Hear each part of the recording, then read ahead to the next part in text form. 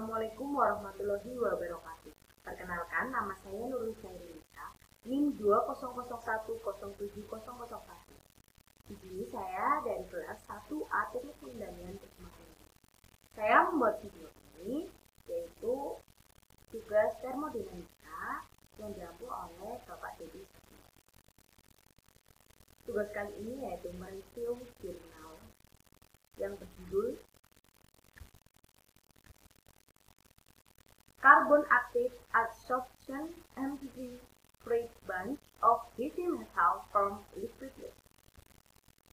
Penulisnya dari Sandi Kurnia, Riki Andi Syahputra, Mondral Bibir, dan jurnal Indonesian Journal of Chemical Science and Technology Universitas Negeri Medan.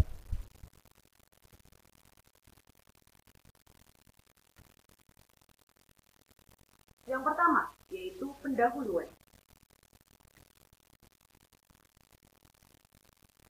Polusi logam berat adalah suatu masalah yang serius di lingkungan yang dihadapi oleh dunia saat ini. Keadaan industri yang terus-menerus menghasilkan pelepasan logam berat ke lingkungan air, maka dari itu diperlukan suatu metode yang menanggulangi polusi logam berat. Salah satu yang digunakan yaitu adsorpsi. Adsorpsi adalah metode penyerapan antara fase cair dan fase solid atau padatan. Karbon aktif adalah salah satu jenis adsorben. Jadi adsorbennya di sini yaitu karbon aktif untuk penyerapan dari adsorpsi yang digunakan. Hal ini karena banyak dikembangkan untuk adsorpsi logam berat yang memiliki kapasitas penyerapan besar dan dapat diregenerasi ulang. Karbon aktif dapat diperoleh dari bahan yang tidak terpakai dan melimpah. Contohnya yaitu tandan kosong kelapa sawit yang diolah untuk menghasilkan karbon aktif melalui pemanasan yang tinggi. Jadi yang di sini dalam jurnal ini yang digunakan dalam proses penyerapan adsorpsi yaitu tandan kosong kelapa sawit yang akan diolah dan menghasilkan karbon aktif.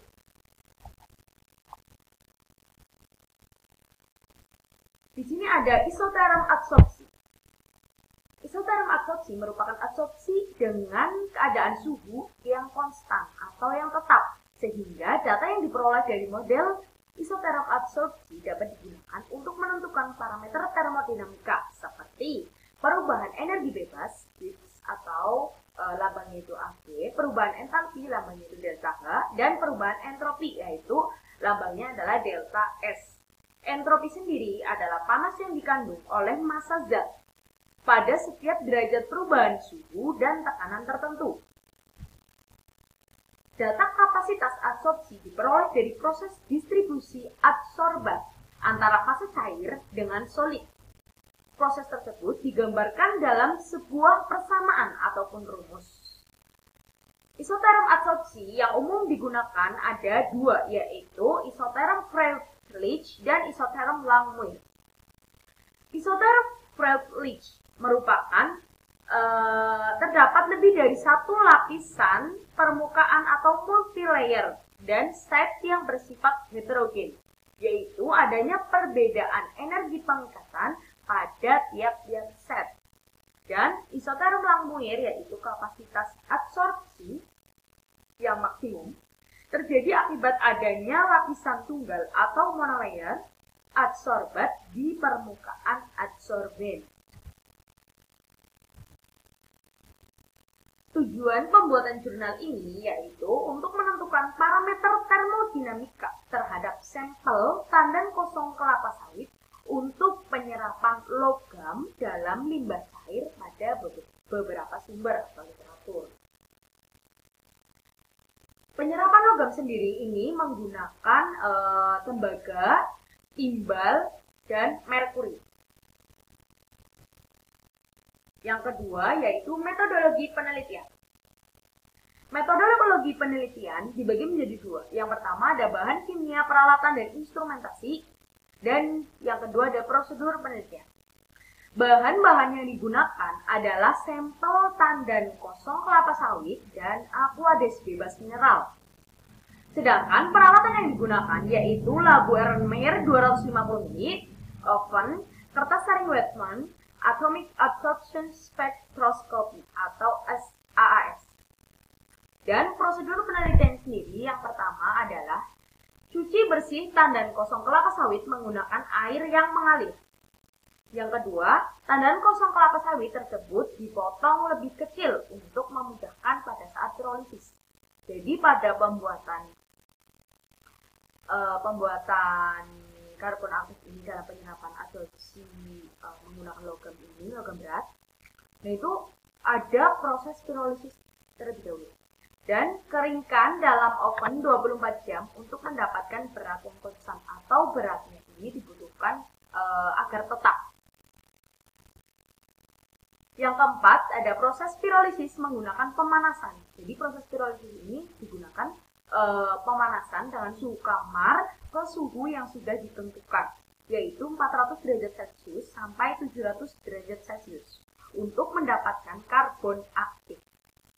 Karbon aktif yang sudah jadi akan dilakukan dengan menggunakan metode batch. Jadi, metode batch ini merupakan sistem pengadukan yang cepat. Dan yang keenam, ada karbon aktif dimasukkan ke dalam tabung Erlenmeyer 250 ml. Mohon maaf, ini ada kesalahan. Yang ketujuh, ada ditambahkan aqueous bebas mineral. Yang kedelapan, dimasukkan logam yang akan diserap. Jadi, logam yang akan diserap ini ada tembaga, timbal, dan merkuri. Dengan pengadukan yang cepat atau metode batch. Dan hasil pengadukan akan dikarakterisasi menggunakan alat AAS dan batch. Hasilnya yaitu analisis hasil pirolisis. Yang pertama, mekanisme adsorpsi menggunakan model difusi intrapartikel, di mana difusi intrapartikel merupakan proses yang lambat dan dianggap sebagai tahap penentu laju dalam proses adsorpsi. Maka dari itu diperlukan metode batch.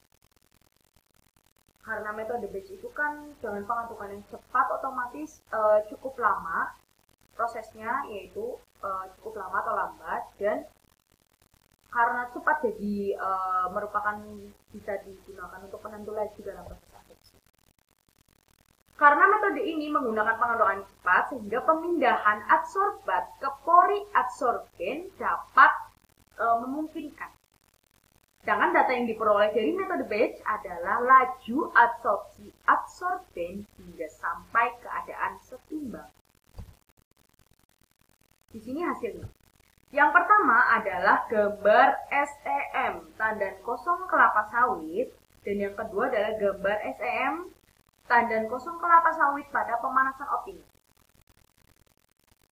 Pada gambar yang pertama ini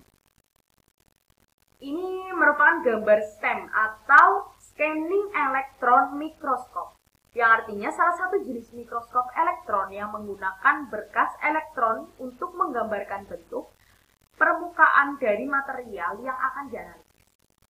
Ini gambarnya.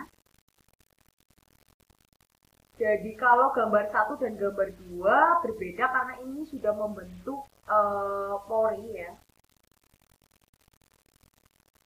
Kalau gambar kedua itu membentuk pori, dan gambar yang pertama itu seperti tandan kosong, benar-benar tandan kosong belum dilakukan apa. Ada hasil karakterisasi. Yang pertama, tandan kosong kelapa sawit. Gambar 1 ini adalah kondisi tandan kosong kelapa sawit sebelum dilakukan pemanasan. Berdasarkan gambar pori-pori pada permukaan tandan kosong masih ditutupi oleh zat-zat pengotor, sehingga volume pori tidak terlihat. Sedangkan tandan kosong kelapa sawit pada pemanasan optimum di gambar kedua ini menunjukkan bahwa setelah pemanasan pada keadaan optimum akan membuat pori-pori pada permukaan yang sebelumnya ditutupi oleh zat pengotor sudah hilang. Yang artinya terjadi pertambahan luas pada volume pori-pori tandan kosong kelapa sawit, sehingga cocok dilakukan penyerapan logam karena permukaan pori yang luas. Sedangkan hasil data yang diperoleh. Ini saya akan menjelaskan. yaitu pemanasan yang dilakukan pada suhu tinggi untuk menghilangkan zat-zat pengotor yang berada di pori pada permukaan karbon aktif. Jika pengotor dapat dihilangkan, maka pori akan menjadi lebih luas, sehingga penyerapan akan semakin lebih banyak. Sampel karbon aktif tandan kosong kelapa sawit yang digunakan adalah sampel yang tidak dilakukan aktivasi menggunakan pelarut. Berdasarkan data dari tabel ini, ada isoterm Langmuir dan isoterm Freundlich. Referensinya sendiri dari Danes Kozon et al. 2018, Kurniawan et al. 2016, dan Samsuri et al. 2014. Dan ion logam yang dipakai yaitu tembaga, merkuri, dan timbal. Suhunya, jadi suhu yang diperoleh dari tembaga menurut Langmuir yaitu 338 derajat Kelvin. Sedangkan merkuri dari merkuri, penyerapan merkuri yaitu 823 dan Kelvin 973. Qmax itu konstanta yang berkaitan dengan kapasitas absorpsi. Sedangkan D ini konstanta yang berkaitan dengan kecepatan absorpsi. Berdasarkan dari data tabel, maka dapat diperoleh data R. Jadi semakin tinggi data R-nya, maka proses penyerapan absorpsi akan semakin baik atau semakin meningkat. Dan artinya absorpsi sendiri ini merupakan multilayer, yaitu isoterm Freundlich yang dipakai. Untuk logam yang terabsorpsi diperoleh Qmax berturut-turut, yaitu tembaga lebih besar Pb, timbal lebih besar merkuri. Maka logam yang paling banyak terserap adalah logam tembaga. Oke, karena di sini menurut Freundlich itu 0,997. Nilai R-nya lebih tinggi daripada yang lain, sumber yang lain. Sedangkan menurut Sabuden, absorpsi ion logam berat menggunakan karbon aktif cenderung mengikuti model isoterm Freundlich. Jadi sama seperti yang sebelumnya, yaitu model isoterm Freundlich yang digunakan. Apabila nilai N berada antara 1 sampai 1 sampai 10, dan absorpsi logam oleh karbon aktif tandan kosong kelapa sawit berlangsung dengan baik dan signifikan. Kesimpulan, sampel tandan kosong kelapa sawit dipreparasi dan dipanaskan selama 24 jam untuk mendapatkan berat yang konstan. Kemudian, dengan pemanasan yang tinggi 400-700 derajat Celcius untuk mendapatkan karbon aktif. Karbon aktif ini dikarakterisasi menggunakan SEM, scanning electron microscope, dan diperoleh hasil volume pori karbon aktif yang lebih luas setelah pemanasan optimal. Metode batch untuk menyerap logam tembaga, timbal, dan merkuri maka akan diperoleh melalui data AAS. Sedangkan hasil penyerapan logam paling banyak adalah logam tembaga. Berdasarkan isoterm model Freundlich dan Langmuir, diperoleh hasil R2 yang mendekati 1 nilainya, yang artinya penyerapan terjadi secara multilayer. Karena dari sebelumnya bahwa isoterm Freundlich merupakan lapisan permukaan multilayer. Dan kesan setelah mereview jurnal yaitu yang pertama, dapat pengetahuan dari jurnal yaitu tentang termodinamika dalam proses absorpsi, dapat mengetahui pemanfaatan limbah yang digunakan dalam proses absorpsi, dan memiliki wawasan yang luas dengan pemanfaatan. Baik, sekian, terima kasih. Mohon maaf jika ada kesalahan. Wassalamualaikum warahmatullahi wabarakatuh.